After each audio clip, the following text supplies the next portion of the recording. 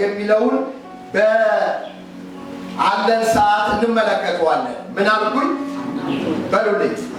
አምልኮ እስቲ አንድ ላይ በለው። አንድ ላይ በለው። በኢትዮጵያ ምድር በአሁኑ ዘመን በቤተ ክርስቲያን ትክክለኛ ቦታ ያልያዙ አንዳንድ ቃላቶች፣ አንዳንድ ነገሮች ከተሳሳቱ ሰው ፈርጆ አገልጋዮችን ከምናገለግላቸው ቅዱሳንም ከሚረዱት የተሳሳተ ነገር አንዱ ምንድነው? አምልኮ የሚለው የቃሉ ፍቺ በቤተ ክርስቲያን የተሳሳተ ግንዛቤ ይዘን የተቀመጥነው።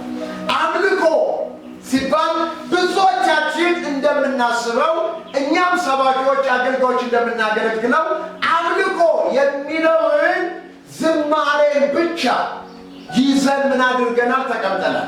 ነገር ግን ዝማሬ የአምልኮ አንዱና ጥቂቱ ክፍል ሲሆን ዋናው አምልኮ የሚለውን ዛሬ ቃሉን እንመለከታለን። እንግዲህ አምልኮ እስቲ አንድ ላይ በለው። አምልኮ ማለት ለአምላክ የሚቀርብ፣ ለአምላክ የሚሰጥ፣ ለአምላክ የሚሰዋ መስዋዕት ማለት ነው። ምጽፉ ለአምላክ አምልኮ ማለት ለአምላክ የሚቀርብ፣ አምላክን አይተነዋል። ሁሉን የፈጠረ ገዢ ነው።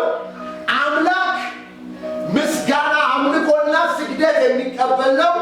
አምላክ መለኮታዊ ባህሪ ያለው ነው። ለዚህ አምላክ የምናቀርበው፣ የምንሰጠው፣ የምንሰዋው መስዋዕት አምልኮ ይባላል። አምልኮ ማለት አምላኪው ለአምላኩ የሚያቀርበው መስዋዕት ነው። መስዋዕት ማለት ደግሞ በሂብሩ ምንድን ነው የሚለው? ስጦታ ወይንም ግብር ማለት ነው። ስጦታ ወይንም ግብር ማለት ነው። እንግዲህ አምልኮ አምላኪው ለተመላኪው ለእግዚአብሔር የሚሰጠው፣ የሚያቀርበው፣ የሚሰዋው መስዋዕት ከሆነ በብሉይ ኪዳንም በአዲስ ኪዳንም አምላክ የሚቀርብለት፣ የሚሰጠው፣ የሚሰዋለት ምን አለ? መስዋዕት አለ። በብሉይ ኪዳን 5 አይነት መስዋዕቶች እንዳሉ ዘሌዋውያን ላይ ተቀምጠዋል። ይሄንን ከዚህ በፊት በስፋትና በጥልቀት አስተምሬዋለሁ፣ ግን እንደዚሁ ነካ አድርጌ ልለፈው። 5 መስዋዕቶች አሉ። የመጀመሪያው መስዋዕት በብሉይ ኪዳን የሚቃጠል መስዋዕት ይባላል። የሚቃጠል መስዋዕት ማለት ምን ማለት ነው?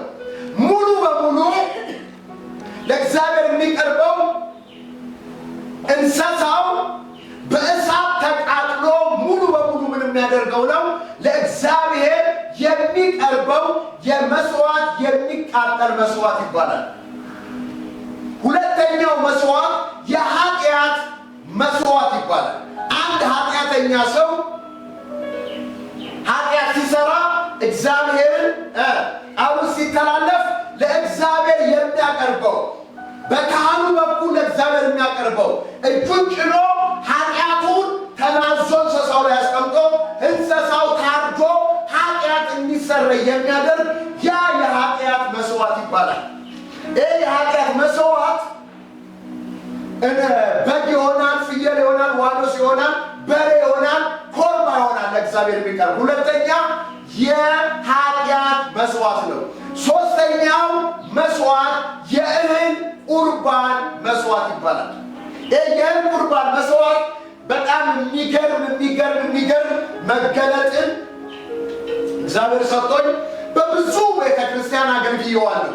የእህል ቁርባን መከር በሚደርስበት ጊዜ መከራቸው እህልን እግዚአብሔር ዝናብ አዝንቦ ፍሬያማ ሲያደርጋቸው የመከር በዓል ላይ የሚቀርብ የእህል ቁርባን ይባላል። እህሉ ፈጽሞ ምን ያደርጋል? ይቃጠላል። እና እህሉ የሚቀርበው ከስንዴ ሲሆን ስንዴው ምን ማለት አለበት? መላም አለበት። ፍርኖ ዱቄት እንደምንለው የላመ ዱቄት ይለዋል። ከእንደገና ደግሞ የዱቄት የሚታሸው በምንድን ነው? በዘይት ነው የሚታሸው። ሶስተኛ የቃል ኪዳን ጨው ይጨመርበታል። አራተኛ ዕጣን ይጨመርበታል። በዚህ ሁሉ ይታሽና የእህል ቁርባን ለእግዚአብሔር ይቀርባል። በጣም ከሚገርማችሁ ላይ እንደ በዘይቱ ዕጣኑ ጨው ብዙ ነገሮች አሉት። ያንን አንድ ክፍል ትምህርት ብዙ ቦታ አስተምሬዋለሁ። ስለዚህ ለምንድን ነው የእህል ቁርባን ሲቀርብ ዘይት የሚጨመርበት በዘይት የሚታሸው ሲባል ዘይቱ ቶሎ የእህል ቁርባን እንዲያቃጥለው ነው። እኔ ወደዛ ውስጥ ክርስቲያንን በመንፈስ የምትቃጠሉ በመንፈስ መቃጠል። ሁለተኛ በሚቃጠልበት ጊዜ የእህል ቁርባን ሲያር እንኳን ምን ያደርጋል? ይሸታል። እንዳይሸት እግዚአብሔር ምንድን ያለው? ዕጣን ጨምሩበታል። ሶስተኛ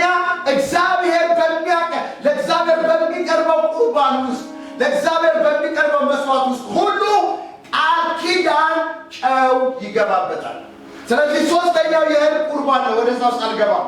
አራተኛ የበደል መስዋዕት ነው።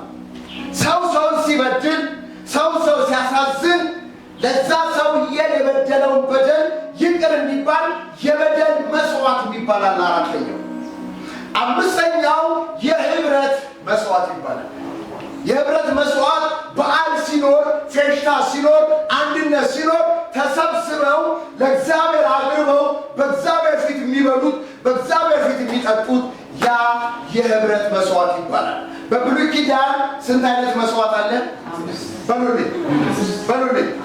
5 አይነት መስዋዕት አለ። ለማን የሚቀርብ? ለአምላክ ለእግዚአብሔር የምናቀርበው የምንሰጠው የምንሰዋው መስዋዕት በብሉይ ኪዳን እነዚህ ናቸው። እሺ፣ በአዲስ ኪዳን የምናቀርበው መስዋዕት አለ። በደንብ ስሙ።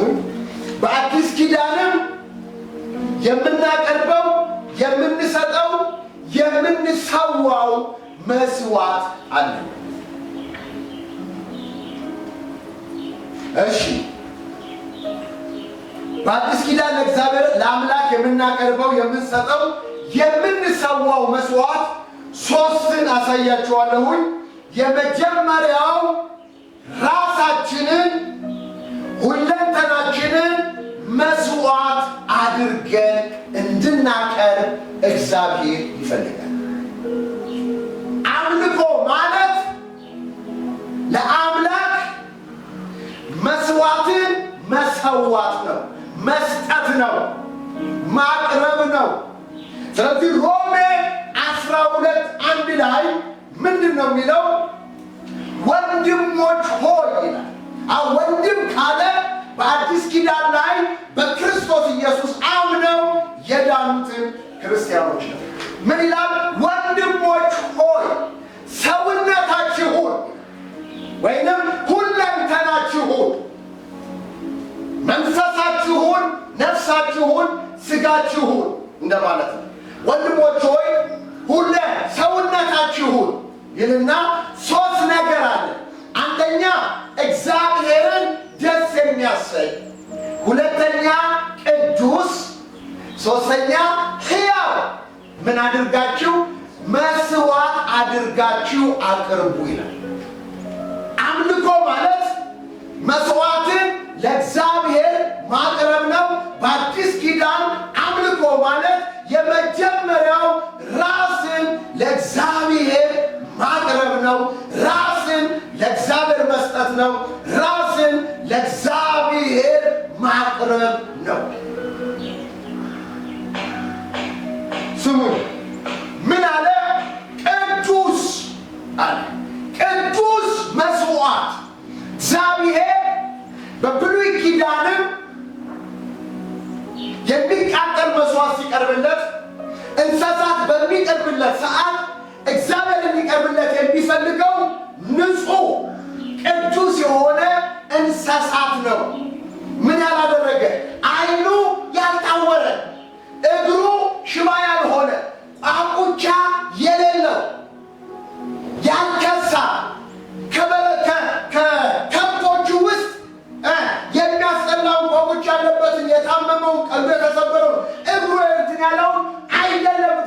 የሚፈልገው። ምርጡን መስዋዕት እግዚአብሔር ይፈልጋል። ሚልክያስ ላይ ካያችሁ አባት ከሆንኩኝ መከበሬ፣ ጌታ ከሆንኩኝ መፈራቴ የት አለ? እናንተ ስለን የምታቃልሉ ካህናት እንዴት ለኔ እንደዚህ አይነት መስዋዕት ታቀርባላችሁ አላቸው። አለቆቻችሁ፣ የበላዮቻችሁ፣ ገዢዎቻችሁ ጋር እኮ ስትቀርቡ የምታቀርቡት ነገር መልካም ነገር ነው። እንዴት ለኔ አቁቻ ያለው ሚልክያስ ሊያንብቡት የተሰበረው ምን ያለውን እንዴት ለኔ ታቀርባላችሁ? እንዲህ ብታቀርቡ ኖሮ የሚያመሰግኑት እግዚአብሔር ቅዱስ ስለሆነ የተለየ አምላክ የከበረ አምላክ ስለሆነ እኛም ራሳችንን ስናቀርብለት ቅዱስ ሲባካች አሜን። ቅዱስ አምላክ ቅዱስ የሆነ መስዋዕትን ይፈልጋል። ንጹህ የሆነ አምላክ ታውቃላችሁ። ሚልክያስ ላይ ምን ይላል? ዓይኖችን ክፉ ያዩ ዘንድ አይችሉም፣ ንጹሐን ናቸው። አሜን።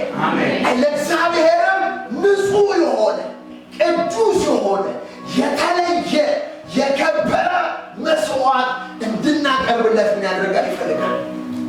ወንድሞች ሆይ ሰውነታችሁን ቅዱስ ከዛ ሕያው ሕይወት ያለው አሜን በእናንተም በእግዚአብሔር ዘንድም እንቅስቃሴ የሚያመጣ ሕይወት ያለው ነገር ሁሉ እንቅስቃሴ እንዲኖር ያደርጋል።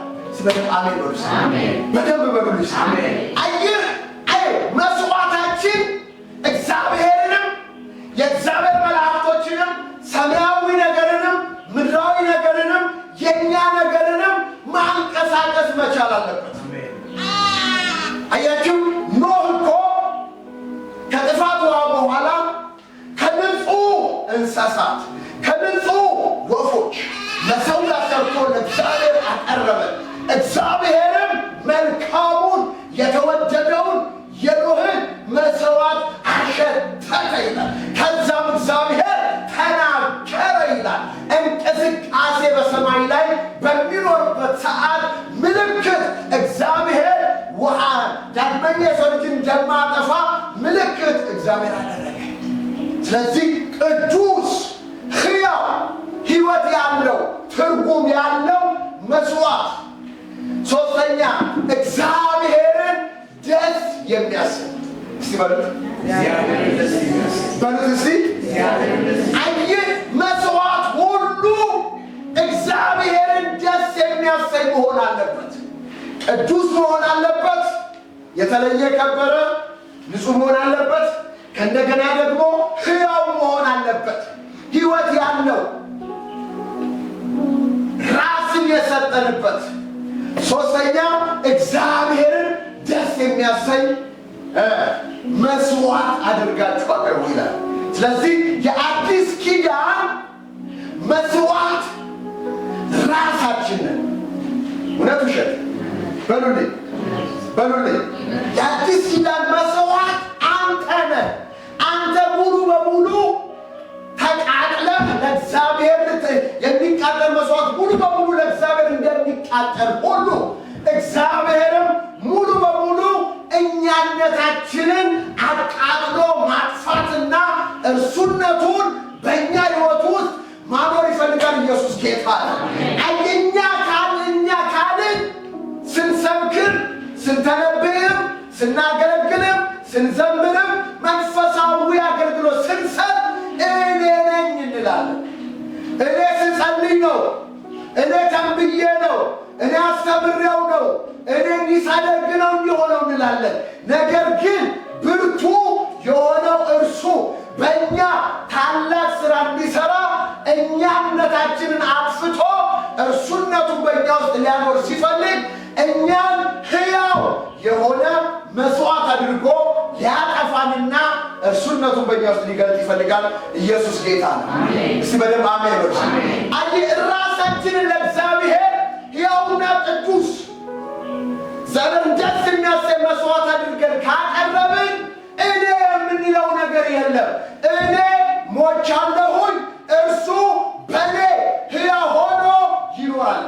ራሳችንን ሕያው አድርገን ለእግዚአብሔር ካቀረብን እኛ እንሞታለን። ያቀረብንለት እግዚአብሔር ደግሞ በእኛ ውስጥ ሕያው ሆኖ ይኖራል። ኢየሱስ ጌታ ነው። እስቲ በደንብ አሜን በሉ። ኧረ በደንብ በሉ። ክብር ለኢየሱስ ይሁን። ስለዚህ እግዚአብሔር የአዲስ ኪዳን መስዋዕት ራሳችንን ነው። ራሴን ሰውነቴ መሰዊያው ላይ ላቀርብልህ ቅዱስና ሕያው መስዋዕት ላድርግልህ ተብሎ እንደሚዘምረው ማለት ነው። ሮሜ 6:13 ላይ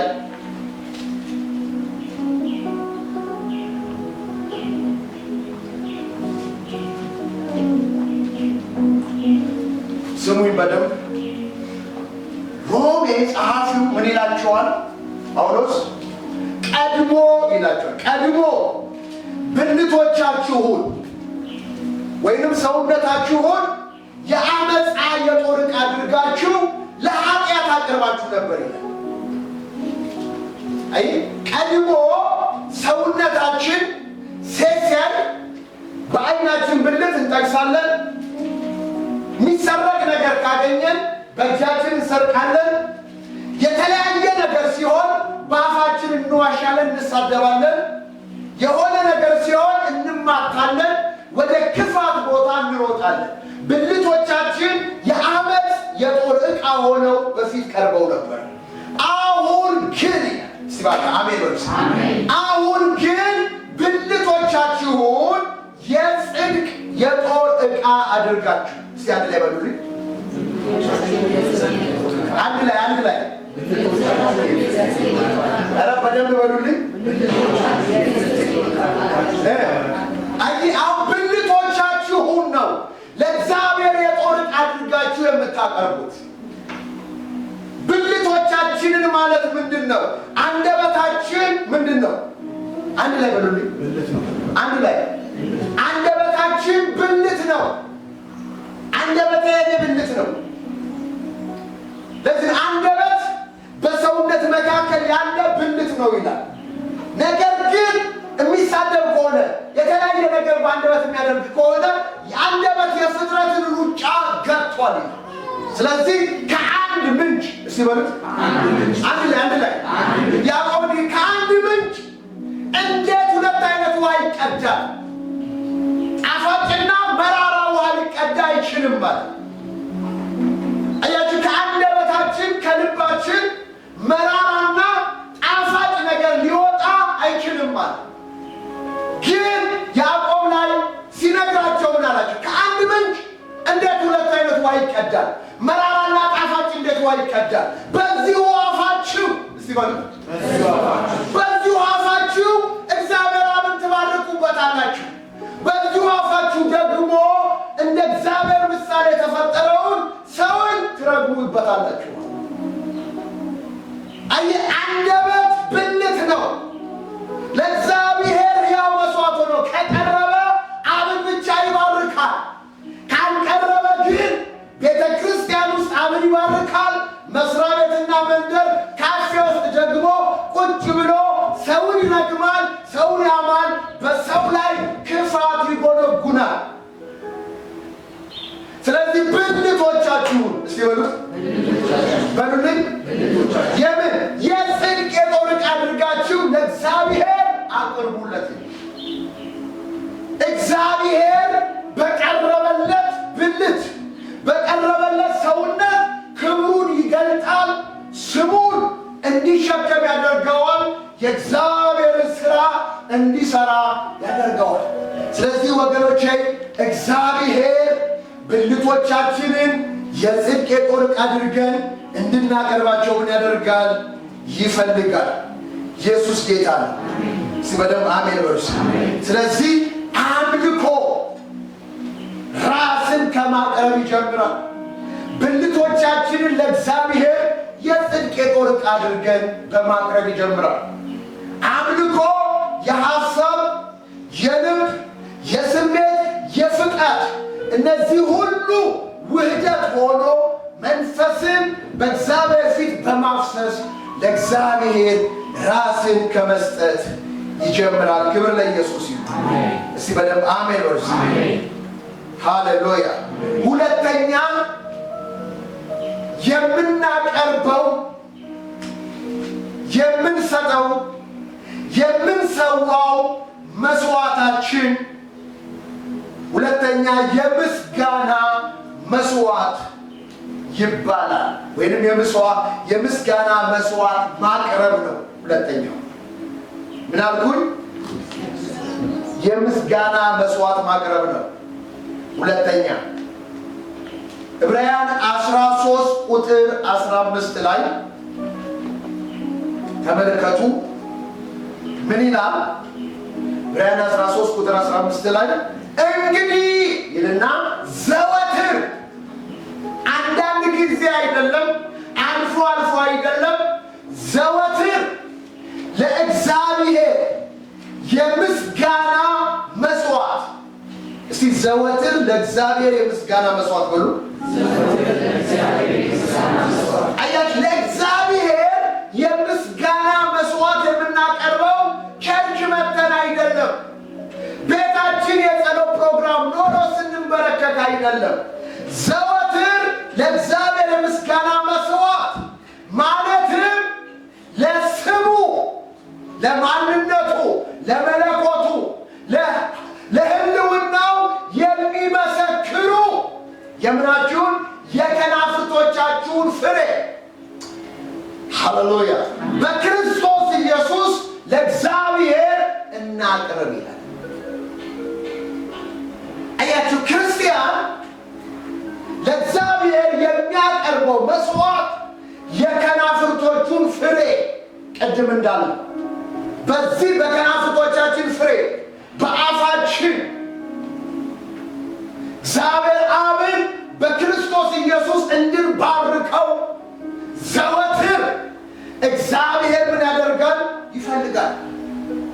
እግዚአብሔር ካንተ የሚፈልገው ካንቺ የሚፈልገው ምንድን ነው ስንል ምስጋናን ነው። የምስጋናን መስዋዕት ነው።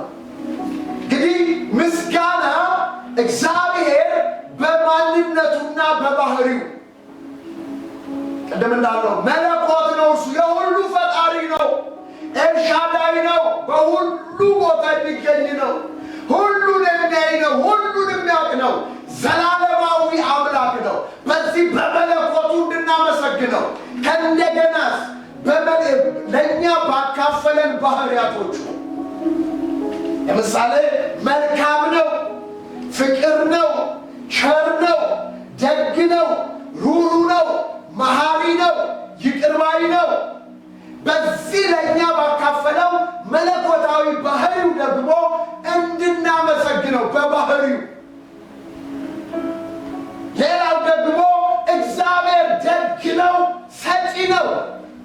አንድ ልጁን ሰጥቶናል። እግዚአብሔር መንፈሱን ሰጥቶናል። እግዚአብሔር የዘላለም ሕይወት ሰጥቶናል። እግዚአብሔር ሰላም፣ ደስታ፣ ረፍት፣ ሕይወት ሰጥቶናል። ተዘልለን እንድንቀመጥ አድርጎናል። በምድር ላይ እንደ አንበሳ ሳንፈራ ለእሱ ዓላማ እንድንኖር አድርጎናል። እባቡና ጊንጡን እንድንረግጥ አድርጎናል። ስለዚህ ብዙ ነገር እግዚአብሔር አድርጎልናል። ጳውሎስም ምን አለ? ስለማይነገር ስጦታው አሜን። ዘወትር የምናመሰግንበት ሌሊትና ቀን የምናመሰግንበት 24 ሰዓት ሙሉ እስትንፋስ ያለው እግዚአብሔርን ያመስግን እንደሚል ሕያዋን እንጂ ሙታን አያመሰግኑም እንደሚል እግዚአብሔር 24 ሰዓት ሙሉ እንድናመሰግነው ብዙ ምክንያቶች አሉ። ታውቃላችሁ፣ ስለማይነገር ስጦታው እስቲ በሉት፣ ድገሙት እስቲ። ስለማይነገር ስጦታው እግዚአብሔር ይመስገናል። ዕብራውያን ጻፊ ምን ይላል? እንግዲህ ዘወትር ለእግዚአብሔር የምስጋናን መስዋዕት ማለትም የከናፍርቶቻችንን ፍሬ በስሙ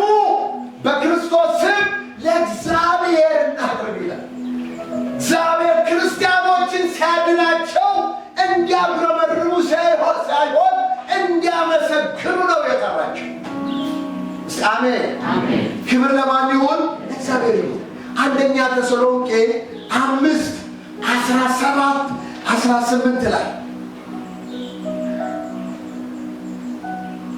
ሶስት ነገር ጳውሎስ ለእኛ እግዚአብሔር በክርስቶስ በኩል እንዳደረገልን ይናገራል። በደንብ ስሙ።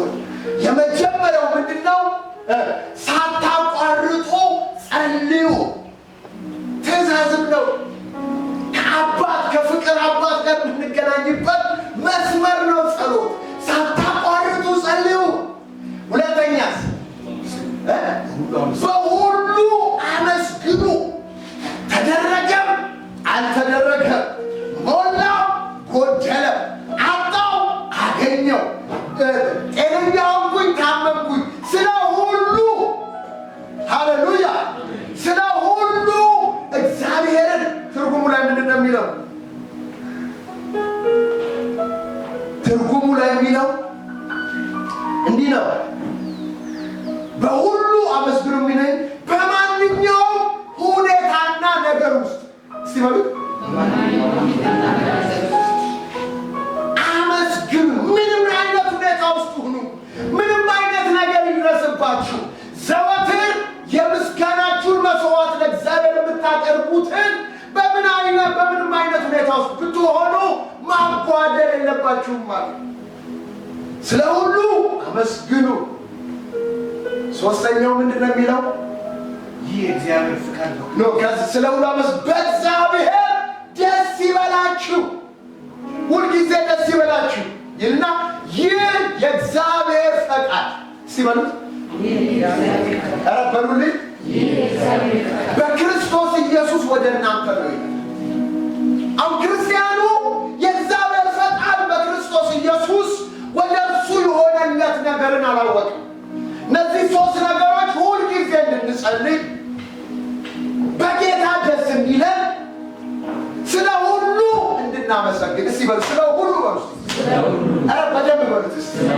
ስለ ሁሉ እንድናመሰግን የእግዚአብሔር ፈቃድ ነው ነው የሚላቸው። የምስጋና ፕሮግራም የምናቀርበው ሰው ሰብስበን ምስጋና ለእግዚአብሔር የምንሰዋው ሲሆን ብቻ አይደለም፣ ሳይሆንም እኔንን እያጠናው እንደዛ ነበር ውስጥ የሚል ብዙ ጊዜ ክርስቲያኖች ሲሆንልን ነው ሰዎችን ጠርተን ምስጋና የምናደርገው። ነገር ግን ስለ ሁሉ እግዚአብሔር ማመስገን ነው የሚል። አሜን። ስለ ሁሉ እግዚአብሔር ማምኑ ወዳጆቼ እንዲህ ሆኗል። እግዚአብሔርን እናመስግነው። ክብር ለእርሱ ይሁን። በደንብ አሜን በሉ። በደንብ በሉ። ምስጋና ስለ ሁሉ አመስግኑ ይላል። ዕብራውያን ላይ ዘወትር አመስግኑ ይላል። መዝሙር 49:14 ላይ ስንት አልኩኝ? ምንድን ነው የሚለው? ለእግዚአብሔር የምስጋና መስዋዕት ሰዋይ። ሲከውን ያለው ለእግዚአብሔር የምስጋና መስዋዕት ሰዋ ሰው ይበሉ ውስጥ አይደል? ምስጋና ለእግዚአብሔር የሚቀርብ መስዋዕት ነው። 14 ላይ ለእግዚአብሔር የምስጋና መስዋዕት እስቲ በሉት አንድ ላይ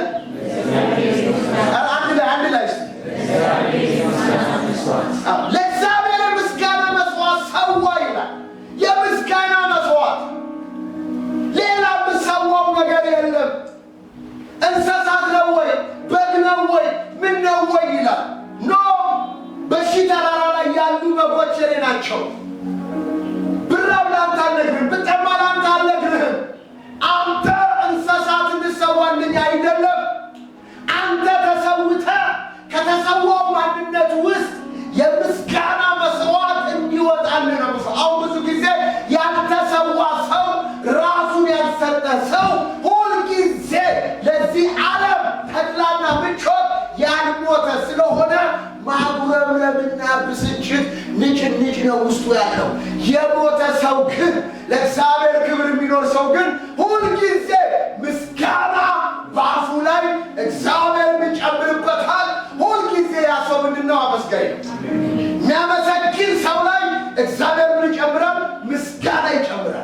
ነው ዳዊት አመስጋኝ ስለነበረ ምስጋናን ባፌ ጨመረ ይላል። ይጨምርባችሁ። ምስጋናን ይጨምርባችሁ። ወንድሜ ሌላ ነገር እንድትሰዋ አይደለም እግዚአብሔር የጠራ በአዲስ ኪዳን ለእግዚአብሔር የምስጋና መሰዋት። እስቲ በሉት አንድ ላይ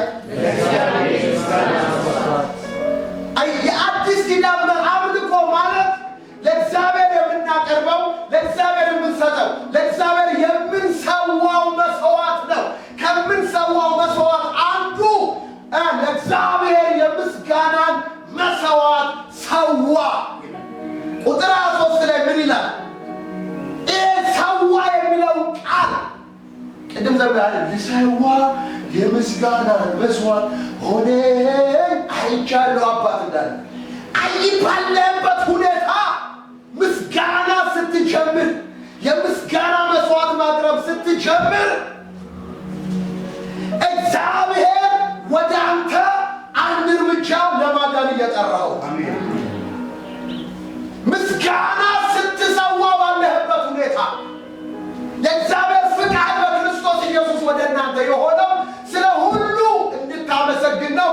ጌታ ስለዚህም ተመስገን ስትለው ሰይጣን ይበሳጫል፣ እግዚአብሔር ይደሰታል። አሜን ወርስ ይሄ መንፈስ ይግባብህ።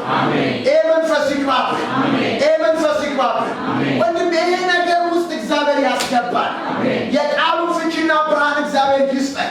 እንድሞት ስሙ። እኔ ወደ ጌታ የመጣው ጊዜ 2 ቀን 3 ቀን ሳንበላ ነበር የምናድረው የነበረው። ግን 24 ሰዓት እንጸልያለን፣ 24 ሰዓት እናነባለን። እግዚአብሔር በራእይ ይገለጥልናል፣ በህልም ይናገረናል፣ ይልከናል። በምንሄድበት ቦታ ሁሉ እጅ በእጅ የሚያስጭን ታምር ይሰራል። ግን ምን እላለሁ እኔ? እግዚአብሔር ሆይ እላለሁ። ስሙ በል እግዚአብሔር ሆይ የሚበላው ምግብ እየፈለኩኝ የሚበላው ምግብ ስላጣው ጦሜን ስላደርኩኝ አመሰግናለሁ እየተኛል። ሆዴ ከጀርባዬ ጋር የተጣበቀ ይመስለኛል።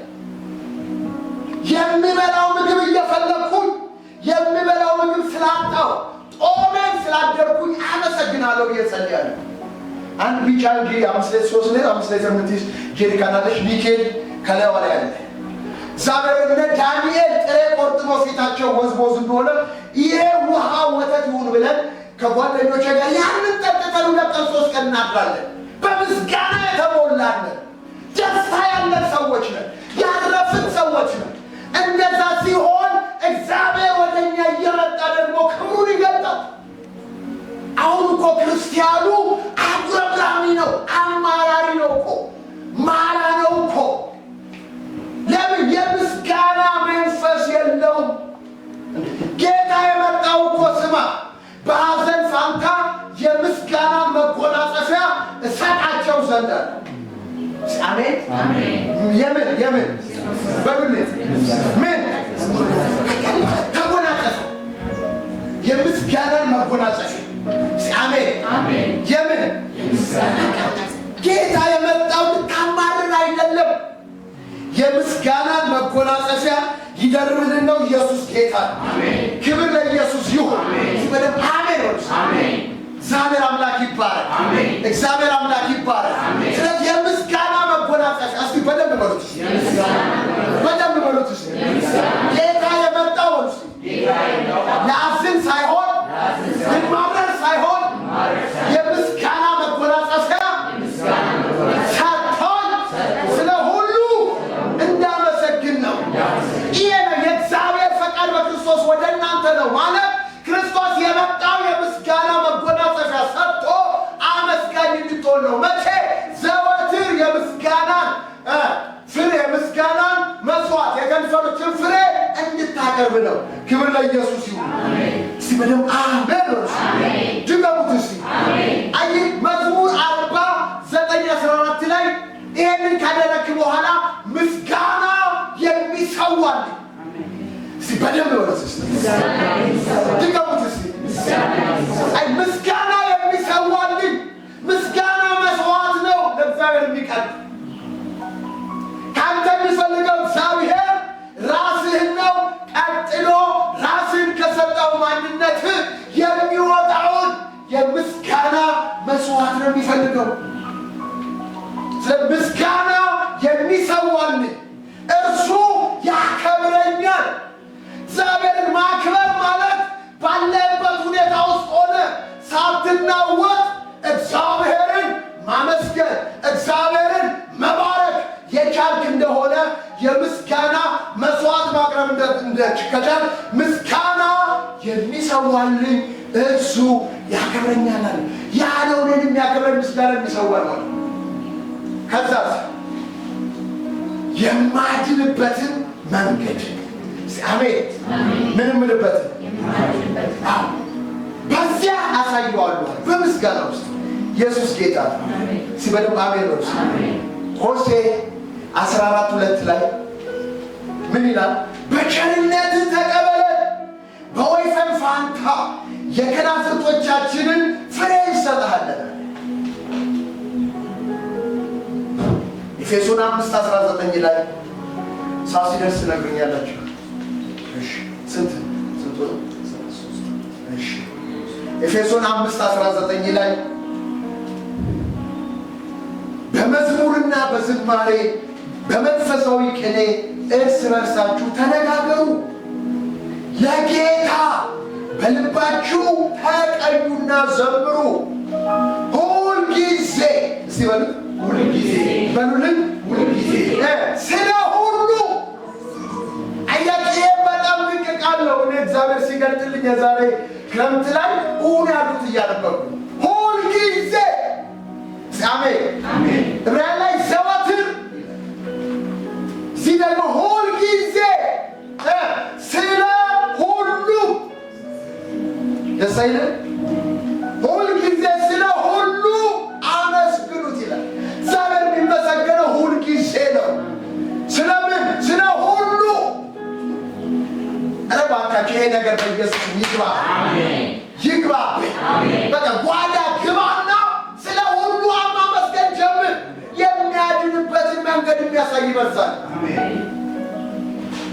ሁልጊዜ ስለ ሁሉ እግዚአብሔርን አመስግኑ።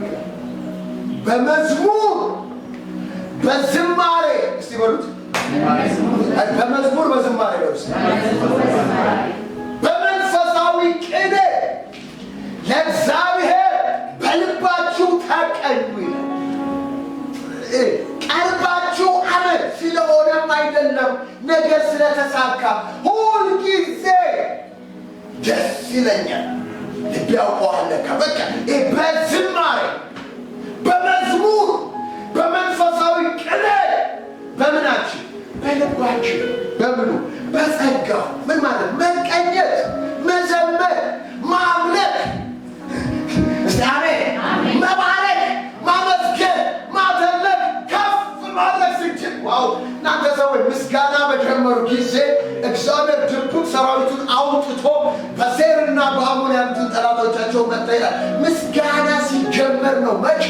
ሁኔታ ጦርነት ሲኖር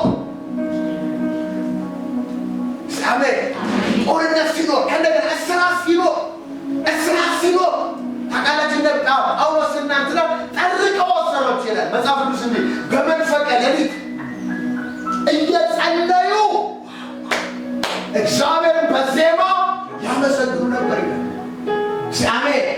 ግዶቼ ቸርች ብቻ አይደለም በዜማ የምናመሰግነው፣ ታስረንም ተጠርቀንም አሜን በመንፈሳዊ ቅኔ በመዝሙር በዝማሬ እግዚአብሔርን በጸጋው በልባችን ማመስገን፣ መዘመር፣ መቀኘት እንችላለን።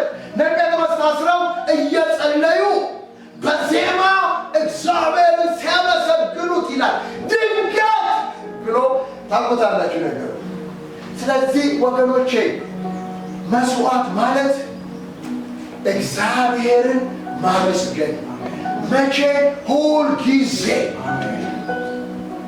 ስለምን? ስለ ሁሉ ዘወትር ማመስገን ነው።